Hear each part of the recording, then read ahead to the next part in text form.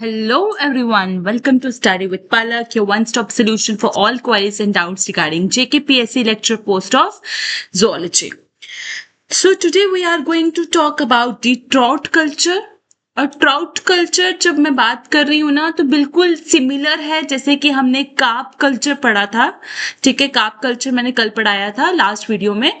ठीक है, तो ट्राउट कल्चर के जो टेक्निक्स हैं, स्टेप्स हैं, बिल्कुल सेम है as that of carp culture. ठीक है, तो आप कार्प कल्चर अच्छे से पढ़ लो तो आपको ट्राउट कल्चर भी समझ आ जाएगा। ठीक है, तो ट्राउट आपके कुछ ऐसे दिखने वाली फिशेस हैं। ठीक है, तो trout culture refers to farming and raising of trout primarily for food production. ठीक है, या स्पोर्ट फिशिंग के लिए।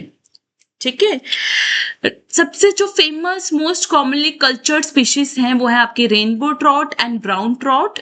ठीक है, सबसे कॉमन आपकी फिशेस हैं जिसको हम कल्चर करते हैं। ठीक है, अब स्पेसिफिक फार्मिंग मेथड्स क्या रहते हैं? एक तो रहता है कि हम रेसवेज कंस्ट्रक्ट करते हैं। रेसवेज कुछ ऐसे कंस्ट्रक्ट किए जाते हैं। ठीक है, इस तरह से रेसवेज को कंस्ट्रक्ट किया जाता है। ये बेसिकली क्यों कंस्ट्रक्ट किया जाता है कि जो पानी का फ्लो है वो कंटिन्यू रहे।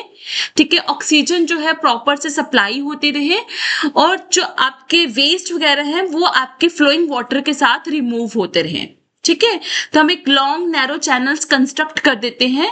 ठीक है, जिनमें पानी जो है वो कॉन्टिन्यूसली फ्लो करता रहता है। ठीक है, और ट्रॉट्स की ग्रोथ के लिए एक कंट्रोल्ड इन्वायरमेंट जो रिक्वायर्ड होता है वो आपको मिल जाएगा थ्रू दिस रेसवेज।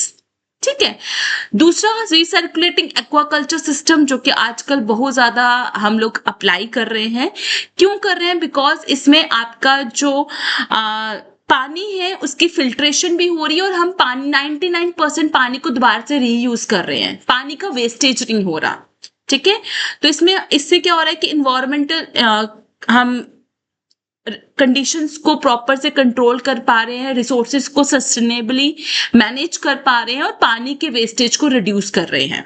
ठीक है, रिसर्कुलेटिंग एक्वाकल्चर सिस्टम में, पर थोड़ा सा कॉस्टली प्रोसेस होता है बिकॉज आपको प्रॉपर से पूरे टैंक्स वगैरह आपको बिल्ड करने पड़ेंगे, प्रॉपर से पाइपलाइंस करनी पड़ेंगी, फिल्ट्रेशन यूनिट्स लगानी पड़ेंगी, तो थोड़ा सा कॉस्टली प्रोसेस रहता है।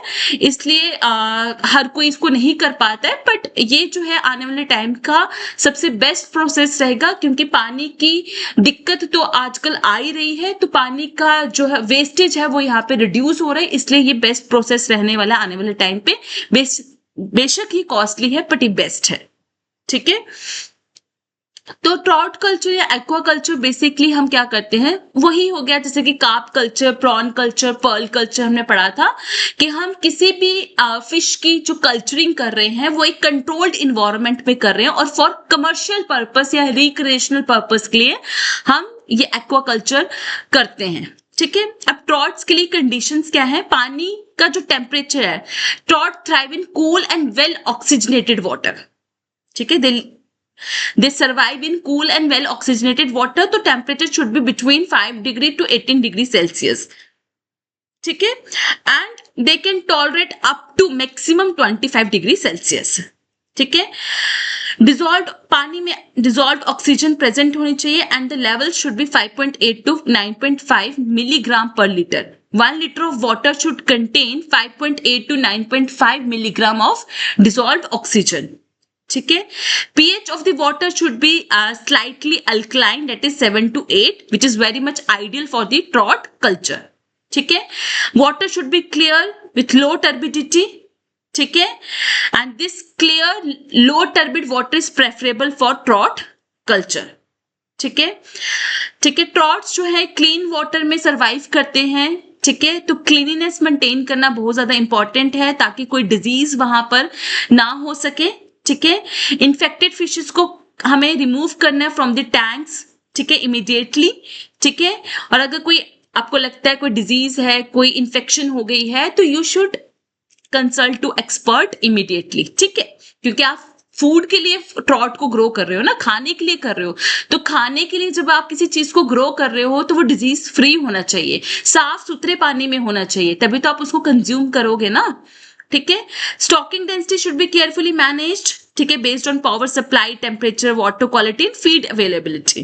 ठीक है, कि आप कितने एक एक टैंक के अंदर, एक पॉन्ड के अंदर कितनी फिशेस को इंट्रोड्यूस करवा रहे हो, this should be properly managed. Okay, then feeding, commercial trout feed is available, market में फीड अवेलेबल होती है एंड फीडिंग रेट्स जो है वो एडजस्ट होते हैं on the based of temperature of water and the size of the fish and that is typically 4 to 6% of their body weight. ठीक है, जो भी उनका फिंगरलिंग्स का जो फिशेस आप इंट्रोड्यूस कर रहे हो उनका जो भी साइज होगा उसका 4 to 6% आपको उसको फीड प्रोवाइड करनी है। ठीक है, then acclimatization, that is fish seed should be gradually acclimatized to the new environment before release। acclimatization का मतलब होता है adaptation। ठीक है, जब भी आप न्यू इन्वायरमेंट में फिंगरलिंग्स को, फिश सीड्स को इंट्रोड्यूस कर रहे हो, उनको रिलीज कर रहे हो, तो पहले उनको टाइम दो। मैंने आपको ये पहले भी समझाया था, पहले आप उनको टाइम दो ताकि वो उस इन्वायरमेंट में खुद को एडजस्ट कर सके। ठीक है, आपने उनको मिस हैंडलिंग की है ना, उनको वहां से रिमूव किया होगा उनके रियरिंग टैंक से वगैरह से, तो आप पहले उनको टाइम दो ताकि वो खुद को एडजस्ट करें, तो जाके वो अच्छे से फीड कंज्यूम करेंगे। ठीक है, वो एक मार्केटेबल साइज को अटेन कर पाएंगे।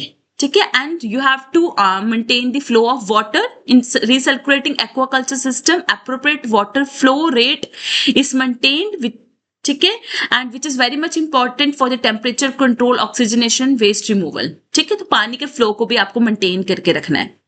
ठीक है, ज्यादातर तो हम मोनोकल्चर करते हैं, ट्रॉट की जब कल्चरिंग करते हैं तो ज्यादातर हम प्रेफर करते हैं मोनोकल्चरिंग, मतलब हम सिंगल फिश को रेस करते हैं एट अ टाइम। ठीक है, एक पॉन्ड के अंदर हम सिंगल फिश को रेस करते हैं।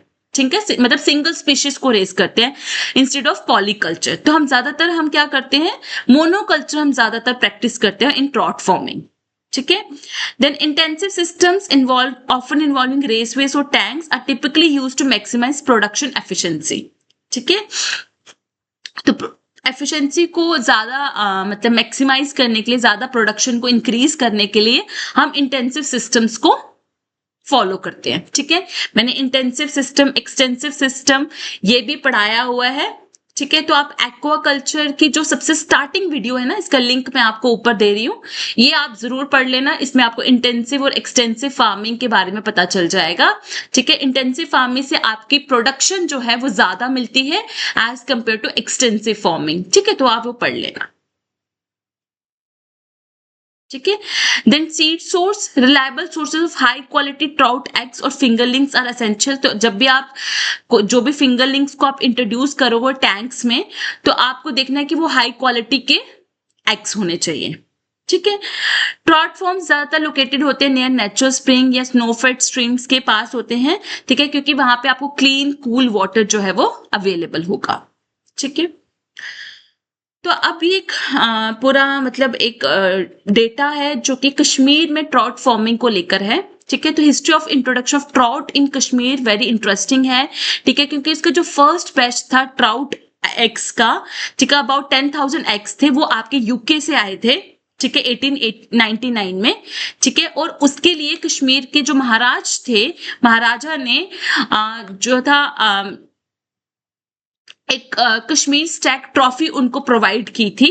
ठीक है, थ्रू सर एडलबर्ट टेलबॉट। ठीक है, सर एडलबर्ट टेलबॉट के थ्रू, जो कि उस टाइम पे ब्रिटिश रेजिडेंट थे श्रीनगर में। ठीक है, उनके थ्रू कश्मीर के महाराजा ने, ठीक है, ड्यूक ऑफ बेडफोर्ड को जो था कश्मीर स्टैक ट्रॉफी दी थी for the first batch of trout ओवा। ठीक है, बट अनफॉर्चुनेटली वो बैच जो था सरवाइव नहीं कर पाया था, बिकॉज उस टाइम पे एयर ट्रांसपोर्ट इतनी अवेलेबल नहीं थी।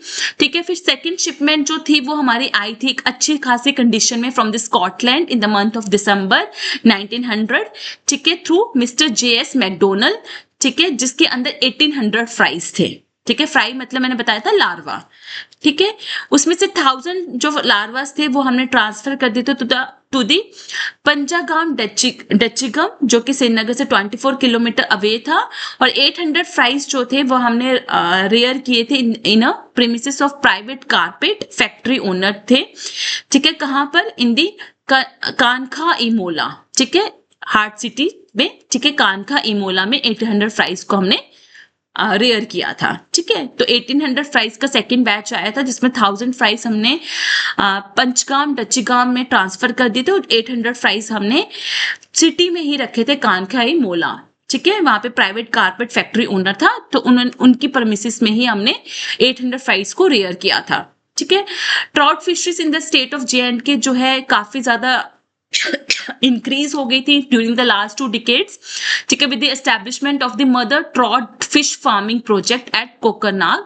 तो कोकरनाग में mother trout fish farming project start किया था अंडर यूरोपियन यूनियन असिस्टेंस के अंडर, ठीक है। फिर डिपार्टमेंट ने एक और ट्राउट हैचरी जो है लारीबाल में ओपन की थी, ठीक है, जहां पे हमने quality trout seed of rainbow trout और ब्राउन ट्रॉट को प्रोड्यूस किया था, ठीक है। 2 ट्रॉट जो मैंने स्टार्टिंग में बताए थे, रेनबो ट्रॉट और ब्राउन ट्रॉट की जो सीड्स थी वहां पे हमने प्रोड्यूस की थी ट्रॉट हैचरी लारीवाल में, ठीक है। फिर धीरे धीरे हमने मॉडर्न टेक्नोलॉजीज को इंट्रोड्यूस किया ताकि हम ज्यादा से ज्यादा प्रोडक्शन करवा सकें, ठीक है। और इन 2 प्रोजेक्ट से हम लोग एटलीस्ट प्रोड्यूस करते हैं more than 3 million eggs per year, ठीक है। और डिपार्टमेंट ने आज के टाइम पे 59 ट्रॉट रियरिंग यूनिट्स या हैचरीज जो है स्टेट के अंदर एस्टैब्लिश कर दी और बहुत सारी और भी ओपन होने वाली है, ठीक है। तो देखो हमारे J&K के साथ ट्रॉट फार्मिंग किस तरह से लिंक्ड है, ठीक है। बाकी स्टेप्स वही रहेंगे आपके, pre stocking, stocking and post stocking, harvesting वगैरह, वो सेम स्टेप्स हैं जैसे कि आपने कार्प कल्चर में पढ़े थे। बस यहाँ पे आपको ये पता होना चाहिए कि वाटर क्वालिटी कैसे होनी चाहिए, ऑक्सीजन कंडीशंस कैसे होनी चाहिए, ठीक है। हम ज्यादातर ट्रॉट फार्मिंग रेस वेस में करते हैं, ठीक है। आजकल हम आपका नया मेथड भी अप्लाई कर रहे हैं, that is your recirculating aquaculture system, ठीक है। और आपका डिसॉल्व ऑक्सीजन की क्वांटिटी आपकी 5.8 to 9.5 मिलीग्राम पर लीटर होनी चाहिए, पीएच आपका 7 to 8 होना चाहिए, ठीक है। पानी बिल्कुल क्लियर और कूल वाटर होना चाहिए, क्लीन वाटर होना चाहिए, ठीक है। आपको क्लीनिनेस का बहुत ज्यादा ध्यान रखना है, हाइजीन का ध्यान रखना है ताकि कोई डिजीज जो है फिशेस को ना लग जाए। अगर कोई भी फिश इन्फेक्टेड होती है तो आपको उसको इमीडिएटली वहां से रिमूव करना है, ठीक है। फीडिंग का आपको ध्यान रखना है क्योंकि आप जितनी अच्छे से उनको फीड प्रोवाइड करोगे उतना ज्यादा इजीली वो मार्केटेबल साइज को अटेन करेंगे। क्लियर हुई बात, ठीक है। So that's all for trout culture, ठीक है।